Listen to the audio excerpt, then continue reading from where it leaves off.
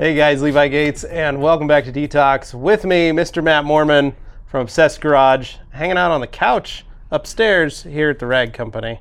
Thought we'd do something different. Yeah, I like this. A little more relaxed, a little chill. Why is it we're on the couch? Is it because you've got too many projects going on downstairs? Yeah, well, some dude bought like 12,000 towels, and we've got pallets everywhere, so... No, basically, we just thought we'd mix it up. We've been doing videos of us in different spots, and so we thought, why not roll out the red carpet for you, or the leather couch. I like it. So, one thing that I wanted to mention to folks, if you haven't heard, but Obsessed Garage is kind of taking over the detail industry. I don't know about that, but it's influencing a little the detail corner, industry. Yeah, hopefully we're influencing somebody. Well, and it's enough that, like we said in the last one,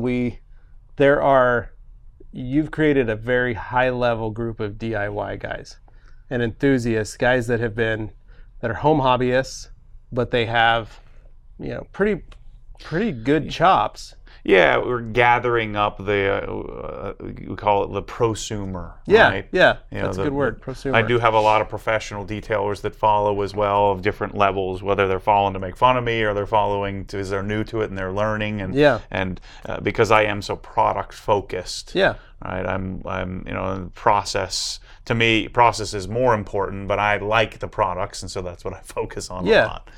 Well, and there is that struggle where some guys don't understand the necessity to put a bunch of time into their own personal car. Like some guys will go, I keep let's say this, like my wife always had a joke, the cobbler's kids have no shoes.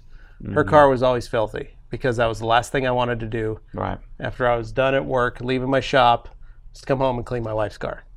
And when people would have an expectation of you that you're, that my cars must be, and that's not always the case. And it's but I keep my stuff nice, and I keep it at a higher level than most customers and people. I may have the ability to put more hours into it and do more things with it. Mm-hmm. And in my group of people, of friends and stuff, I am the obsessed one in the sense that like they look at my car and go, wow, I don't know how you keep it that clean. I wash it once a week. Mm-hmm. That's all I do with O&R in my garage. That's it. Mm-hmm. But to other people that just get busy with life and all that. So for me, it's not as big of a necessity, but there are guys that are OGers that I think it comes down to value. Take it to that what do you value? higher level. How much do you value a clean car? Exactly. And some people would be willing to invest the time every other day. Yeah. I think it also depends on climate. That too. I would be much more inclined to wash my car. I would probably wash it more often or maintain it more. If Florida, the difficulty is you would think Florida, nice weather. Well, it rains every day and it's bug crazy, and so you wash it and you drive down to the grocery store and it's dirty again. Yeah, and we noticed that when we came down to visit you. We were surprised how. So unless I was going to wash it every day, I mean the car is. And people would expect my car to be dialed in at all times, but it's largely much more often not than it is. Well, and here in the desert, we can go, a week, sometimes 2 weeks, if we don't have any rain and it's just dust and the car stays, it's just hitting the roads. Yeah, and you could do a simple O&R wipe down where I'm going to have to do a full debugging of the darn thing. Yeah. So it depends on climate. Obviously, if you're in the Northeast and it's snowing, then you're going to have salt and issues in the winter and things like that.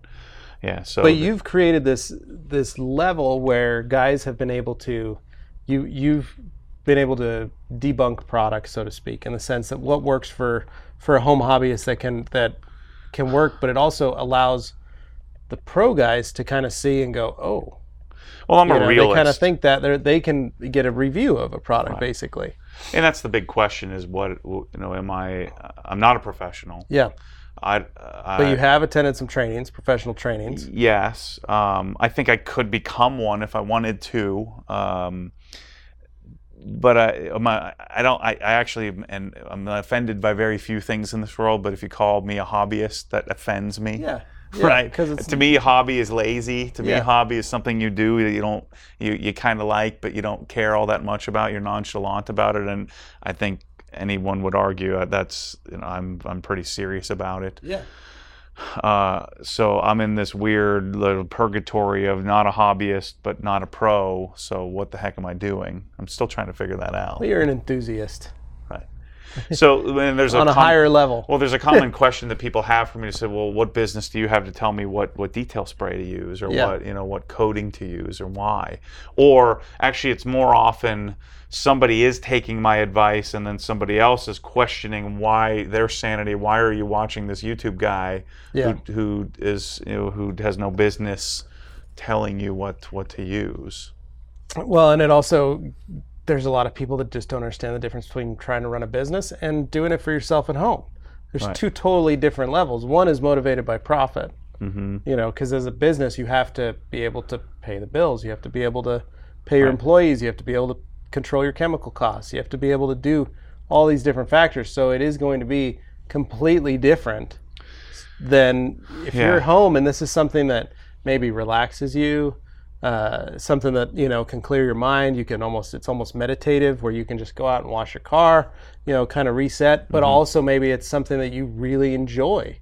This is this is why you like caring for this vehicle that you have, or motorcycle, or whatever you've got. This is, you spent the money on this. This is your investment. You want to keep it nice. This is actively working towards that. So it's the money issue's not the same. Yeah, and the unique spot. Like I look at like you guys, and then like I'll look at other professionals or retail organizations or manufacturers of products, and my following has become so much bigger, and I'm like, why the heck is that?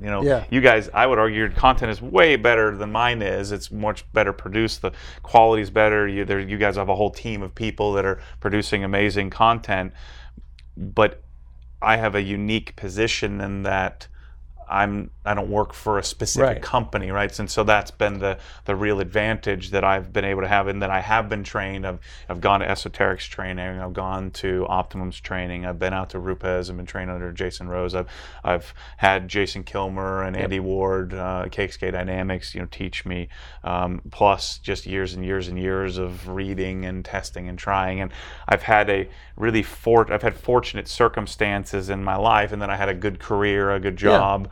And so I'm able to buy and try things and throw things away or give things away that even a lot of pros don't have the opportunity to do. Right. And so that's given me some experience, so that I'm not just I'm not approaching it from an angle of, hey, I'm the manufacturer. No matter how benevolent you are, people are going to have a hard time believing you. Yeah. Right. Whereas me, I think the lucky circumstances and that means and a insatiable appetite for knowledge and wanting to know what's better, and it actually stresses me out that, like, you guys showed me a product that the P&S stuff have never even walked into their booth. It's like there's so much stuff out there to try, and what I'm hoping to do is be able to curate and create at least, like, I don't know if it's the best stuff that I'm using. I don't know if it's the best process that I'm using.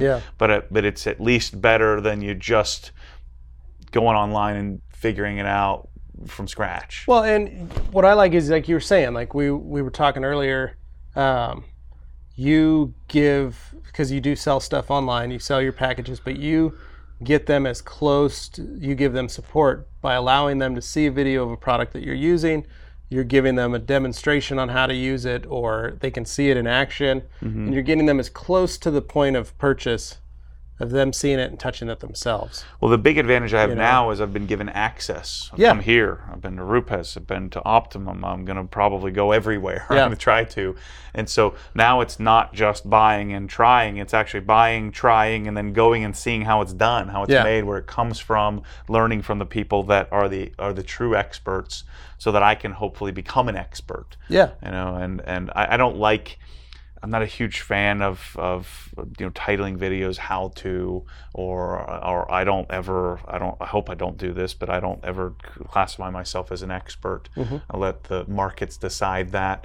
But I think in order to really have a curated good grouping of or a good process right? And that process is made up of products and detailing or garage design or flooring. I think in order to really become an expert in that, or at least chase expertise, I think I have to go and learn more and more and more, and that's the key. It's never just, quit, right? Yeah, you have that open mind and that thirst to want to learn everything. So the access now that I've been given, combined with the means to be able to buy and try, and then I've been doing this for 20 years, even just as a hobbyist, it's given, at least I'm giving myself permission to do it. We'll see who wants to follow that, but I've given myself permission to say, okay, this is the wax, this is the coating, this is the process that I've pulled from all different places, because I have found that my grouping of people, the people that are watching, Obsessed Garage,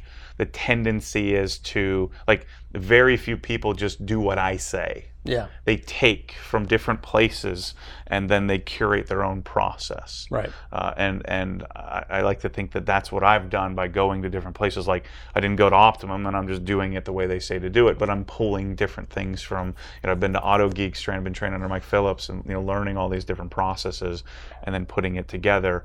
So Obsessed Garage is I'm taking and curating that and putting that information out there and giving people an option. Yeah.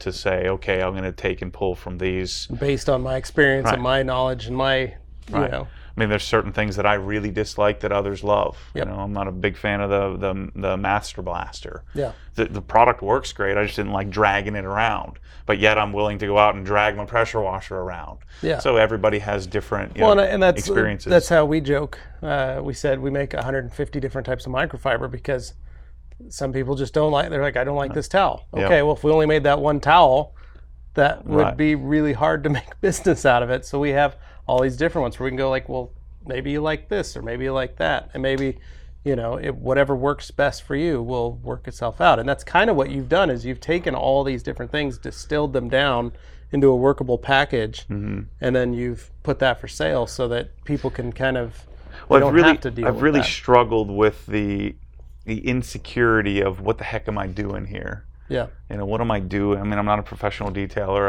I've only detailed maybe 2 friends' cars ever, but only my own cars. Yeah.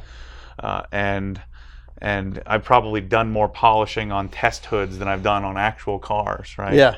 Now, I probably have 3,000 or 4,000 hours under a polisher, so I've done a lot. But you probably have 15,000 or 20,000 hours under a polisher. But so there's a certain sense of insecurity in me, and that, man, I'm talking about all these products and I'm recommending this stuff and people are listening to me. But then when I get in a group of detailers, like it's a little nerve-wracking. It's like, shoot, am I misleading people? Right. And I think because of the willingness to go and learn from everybody, I think I've gotten over that. I've dropped some of the fear, and now there's some disruption happening in our industry because of what I'm talking about, which is crazy. Yeah, but I mean, that's a good thing, because it's changing. It changes the way that the companies are structured, in the sense that they have to watch, they change the way they market the product now. They change the way that they make it more accessible to a consumer. Well, a lot of the products that I pull out, it's like they didn't even consider. Yeah. For instance, this Mosmatic gun that I've sold so many of, it was just a line item in a catalog. They didn't even have any. Yeah. Like, they had to make me one. When I said, hey, I want to try that gun, with the integrated swivel, they're like, oh, you sure about that? I'm like, yeah. So I bought one. I had it brought over from Switzerland, and then I'm like, this thing is amazing. And I asked them, can you make 15 of them? I'd like to sell them. Of course, they said no. And then I've told this story a bunch. And then eventually I got them to make 15 of them, and then we sold 200 of them, and it took them months and months and months to make it. And so a lot of what really excites me is finding that product that is great, that we're taking from the professional realm, whether it's professional detailing or professional garage or professional air compressing. Yeah, because you're doing flooring, you're doing cabinetry, you're doing lighting, you're doing pulling from professional grade products and then adapting it to whatever it is we want to use it for is what really gets me excited. Yeah. And what I have found, luckily for me, is that most of these manufacturers, that especially the higher the engineering, the more highly engineered, a lot of times they spend they become very one-sided, and they're very good at the product, which I'm happy for, but then the difficulty is getting that product information out there. Yeah. And so that's what Obsessed Garage has become. It's become a lightning rod, or become a pulpit to go out and speak to the virtues of products that otherwise get left to door-to-door sales or door-to-door industry sales. Right. Yeah. That we that a lot of times they don't believe that people would be willing to pay for it.